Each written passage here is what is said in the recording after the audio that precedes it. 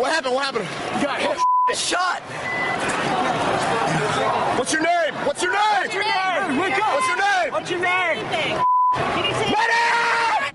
That violent clash between police and Occupy Oakland protesters on October 25th took the movement to a whole new level.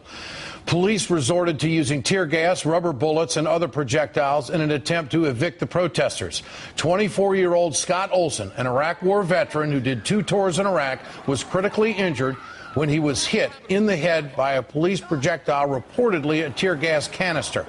He ended up in the hospital with a fractured skull and without the ability to speak. 1 month later, Scott is on his way to a full recovery, but there is still no official answer about what hit him that night and who launched it. An investigation of the Oakland Police Department is ongoing.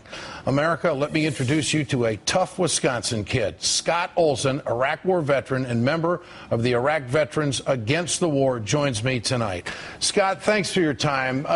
Americans want to know how you're doing. How's your recovery going? Well, I'm doing better every day. Every day I feel better, and it's not always been a pleasant process. It's been quite frustrating, but I'm doing better.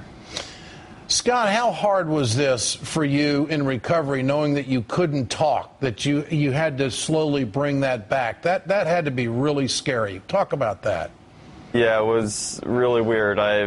My brain was mostly working okay, but I couldn't get these words out of my mouth, and I had a head full of words that I wanted to say, but I couldn't make them come out. It was very frustrating. What do you remember about the night you were hit? I remember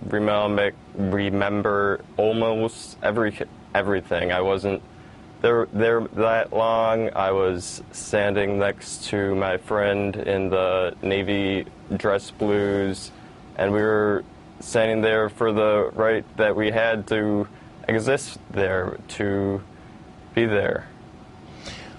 What do you know about the investigation into who fired the projectile that hit you?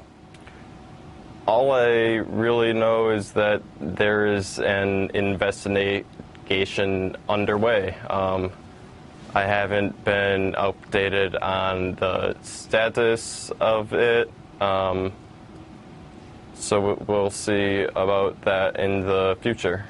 Were you shocked that it got to this level, and what did you think of that environment when it was happening? I don't know. I mean, when I woke up in the hospital, it was kind of weird to be a national news story like I became. It was a bit overwhelming, but I'm happy to step into these shoes and guide this movement and be somebody to look up to for some people. Do you regret going out there? Not at all. Will you do it again? Yeah. And why are you out there?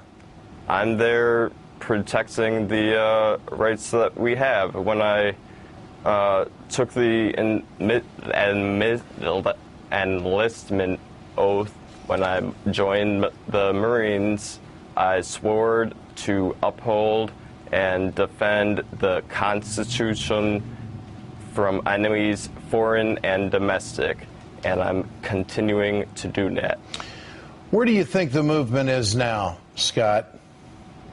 It's tough to say. It's been changing a lot, but I don't think it's going anywhere anytime soon. I think it's the only place I think it's going is up, gaining interest. What do you think about the mayor of Oakland, her decision to crack down on the protesters? I don't think it was right for her to do that. We have the right to be in Oscar Grant Plaza and to voice our redress for grievances any time of day. I have to ask you, people have called you un-American. What's your response to that? I've been called a disgrace before this even happened, just for my views on the war and other things like that. And it upsets me, but it doesn't surprise me to hear. Scott Olsen, I want to thank you for coming on the program tonight. God bless you. Keep fighting hard and keep recovering, and we'll follow your recovery. All the best to you, my friend. Thank you.